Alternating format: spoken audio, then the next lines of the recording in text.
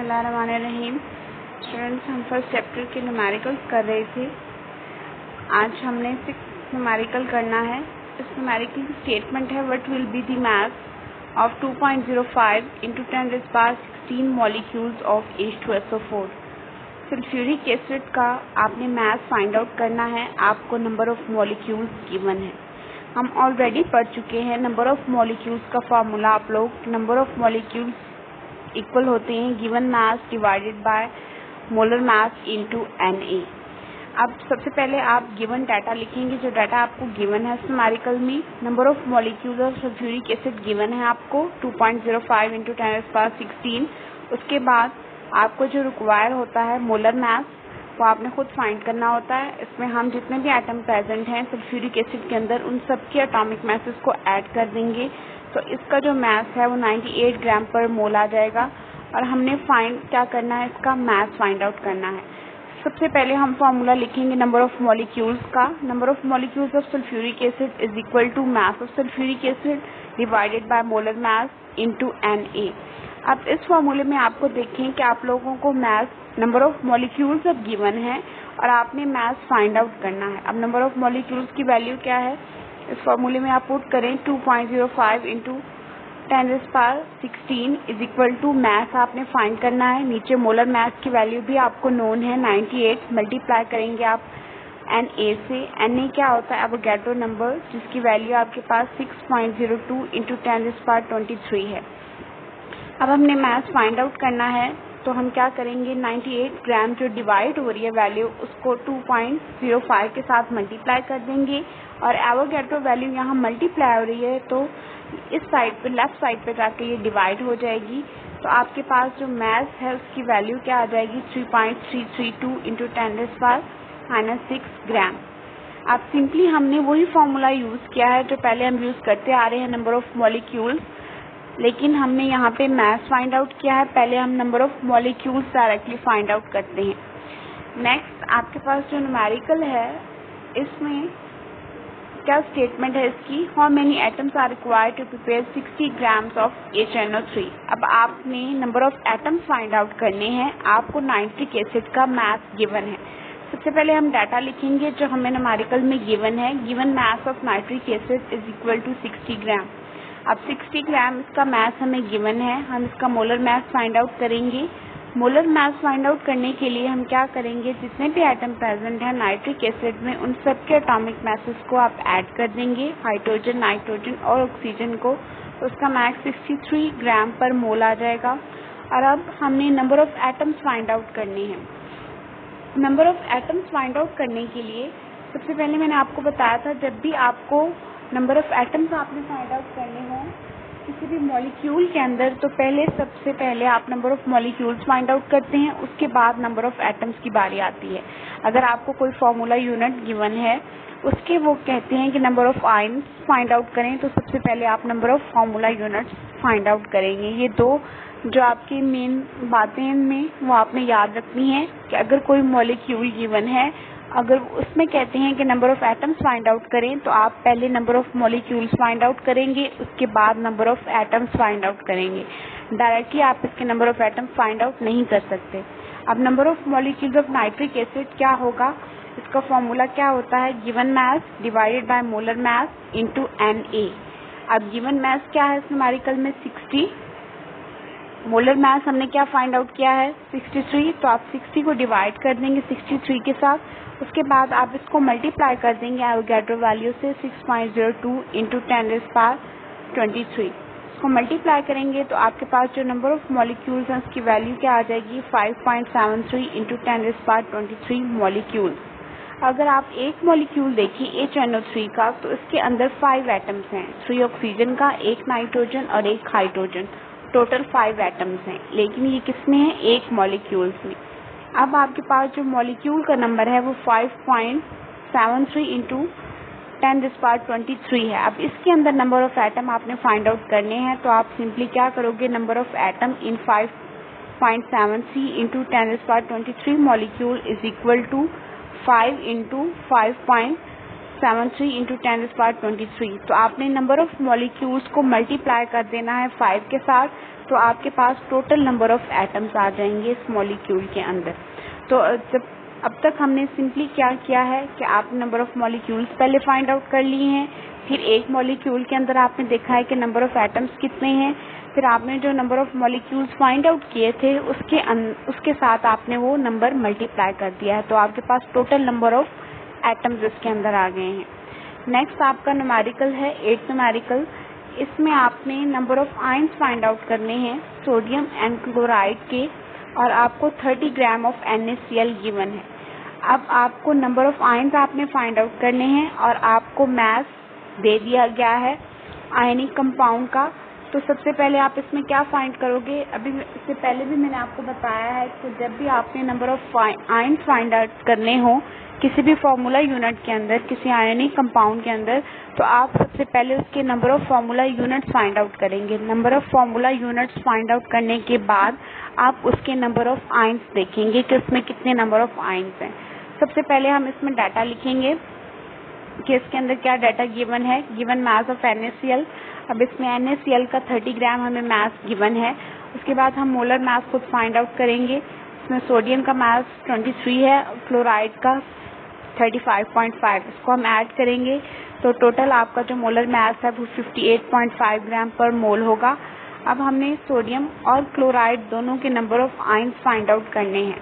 तो सबसे पहले हम number of formula units find out करेंगे। उसका फॉर्मूला सेम वही है जो हम पहले पढ़ते आ रहे हैं, जो अभी तक हमने डिस्कस किया है, given mass divided by molar mass into Na।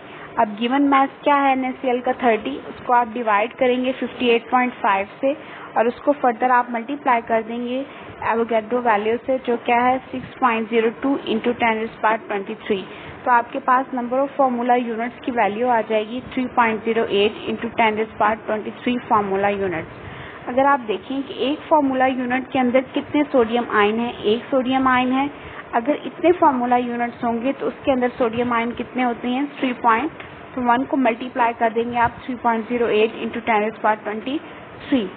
तो इसके अंदर आपका सेम आयन आ जाएगा, सेम आंसर आ जाएगा 3.08 इंटू 10⁻23 आयन। अगर आप देखें कि इस कंपाउंड के अंदर एक ही सोडियम है और एक ही क्लोराइड, इसका मतलब जितने सोडियम आयंस होंगे उतने ही क्लोराइड आयंस होंगे। अब आपने सोडियम की वैल्यू निकाल ली है, तो इसका मतलब क्लोराइड आयन निकालने के लिए आपको सारा प्रोसीजर नहीं करना पड़ेगा। आप लिख देंगे कि सिमिलरली जो क्लोराइड आयंस की वैल्यू है वो भी क्या होगी 3.08 इंटू 10⁻23। उसके बाद टोटल नंबर उन्होंने लिख दिया है कि अगर हम इन दोनों को ऐड कर दें तो टोटल जो सोडियम क्लोराइड है उसके अंदर आपके पास जो आयंस हो जाएंगे टोटल वो क्या हो जाएंगे 6.16 मल्टीप्लाई बाय 10⁻23 आयन। तो यहाँ इन्होंने सोडियम और क्लोराइड के आयंस को ऐड करके आंसर लिख दिया है। तो इसमें भी सिंपली हमने नंबर ऑफ फार्मूला यूनिट्स का पहले फार्मूला यूज किया है, उसमें नंबर ऑफ फार्मूला यूनिट्स हमने फाइंड आउट किए हैं, उसके बाद हमने number of ions find out किए हैं। नेक्स्ट आपका जो न्यूमेरिकल है उसमें हम देखेंगे इसकी स्टेटमेंट क्या है। How many molecules of HCl will be required to have 10 gram of it. कि आपने अब number of molecules find out करने हैं, आपको मास गिवन है। तो नंबर ऑफ मॉलिक्यूल्स का फॉर्मूला क्या पढ़ा है हमने, given mass divided by molar mass multiply by Na। अब सबसे पहले हम डाटा लिखेंगे कि गिवन डाटा क्या है। HCl का मास गिवन है 10 ग्राम। उसके बाद मोलर मास है। मोलर मास में आपने क्या करना है, जो भी एटम प्रेजेंट हैं इन सब के एटॉमिक मासेस को आपने ऐड कर देना है, वो आपके पास आंसर आ जाएगा 36.5 ग्राम पर मोल। उसके बाद हमने नंबर ऑफ मॉलिक्यूल्स का फॉर्मूला लिखना है, given mass divided by molar mass multiply by Na। अब गिवन मास आपको 10 है और मोलर मास आपका 36.5 है और इसको आपने Na के साथ मल्टीप्लाई किया है 6.02 मल्टीप्लाई 10⁻23।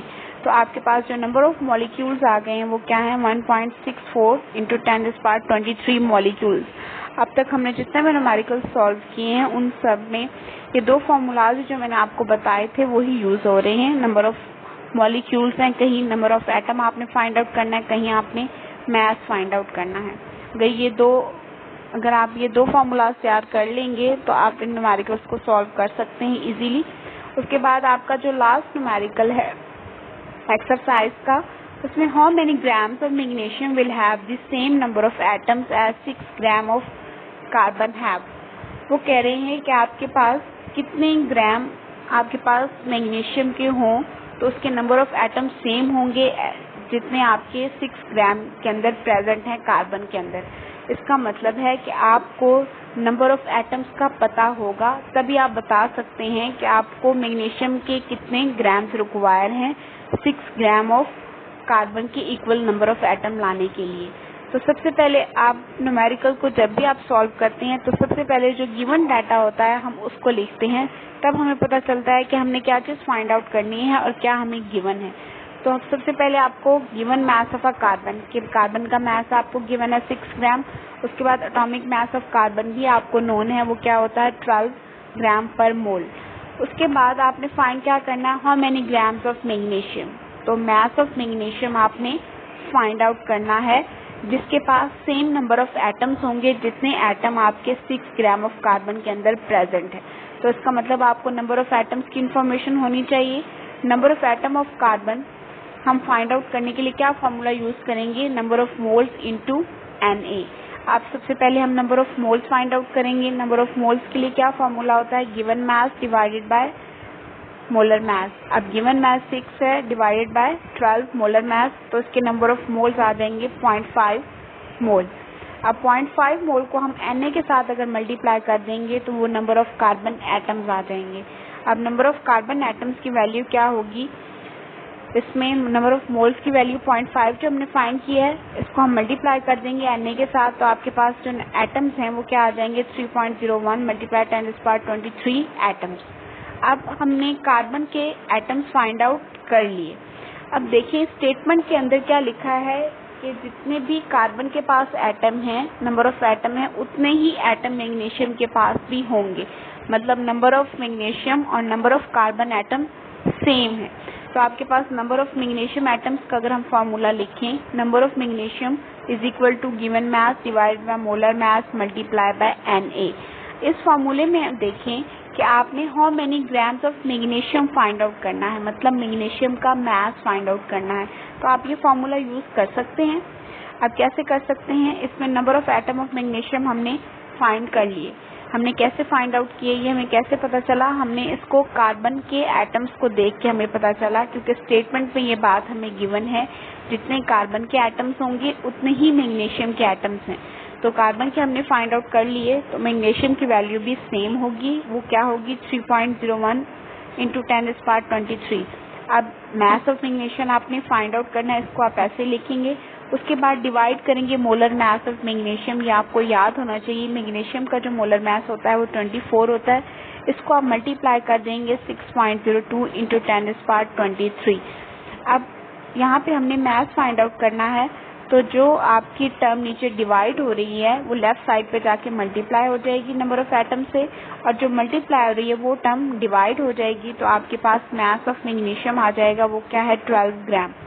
तो इस न्यूमेरिकल में आपके पास मैग्नीशियम गिवन था, उसका आपने उसके स्टेटमेंट में क्या गिवन है कि उसके नंबर ऑफ ग्राम्स आपने फाइंड आउट करने हैं और उसके नंबर ऑफ एटम सेम है जितने भी कार्बन के पास नंबर ऑफ एटम्स हैं, और कार्बन का मास गिवन है। अब कार्बन का मास गिवन है तो इसका मतलब हम इसके number of atoms easily find out कर सकते हैं, क्योंकि नंबर ऑफ एटम्स का फॉर्मूला क्या होता है, given mass divided by molar mass into Na। अब गिवन मास 6 है, मोलर मास हमें नोन है, Na के साथ हम मल्टीप्लाई कर देंगे, तो सिंपली हमने number of carbon atoms find out कर लिए। जैसा कि न्यूमेरिकल में गिवन है कि जितने कार्बन के एटम्स होंगे उतने ही मैग्नीशियम के एटम्स हैं, तो हमें मैग्नीशियम के नंबर ऑफ एटम्स की इन्फॉर्मेशन भी मिल गई। आप सिंपली हम नंबर ऑफ मैग्नीशियम एटम से उसका मास फाइंड आउट कर सकते हैं। तो अब तक हमने जितने भी न्यूमेरिकल किए हैं एक्सरसाइज में, ये आपने जो एग्जाम्पल सॉल्व किए हैं उन सब के अंदर हमने 2 फार्मूलाज जो यूज़ किए हैं जिनको आपने अच्छे से याद करना है। स्टेटमेंट आपकी डिफरेंट हो सकती है। सबसे पहले फार्मूला नंबर ऑफ मोल्स का है। नंबर ऑफ मोल्स में क्या फार्मूला हम यूज़ करते हैं, given mass divide by molar मास। और नंबर ऑफ पार्टिकल्स में आपके पार्टिकल्स एटम भी हो सकते हैं, आयंस भी हो सकते हैं, मॉलिक्यूल्स भी हो सकते हैं, फार्मूला यूनिट्स भी हो सकते हैं। तो उनके लिए क्या होता है, number of moles into Na।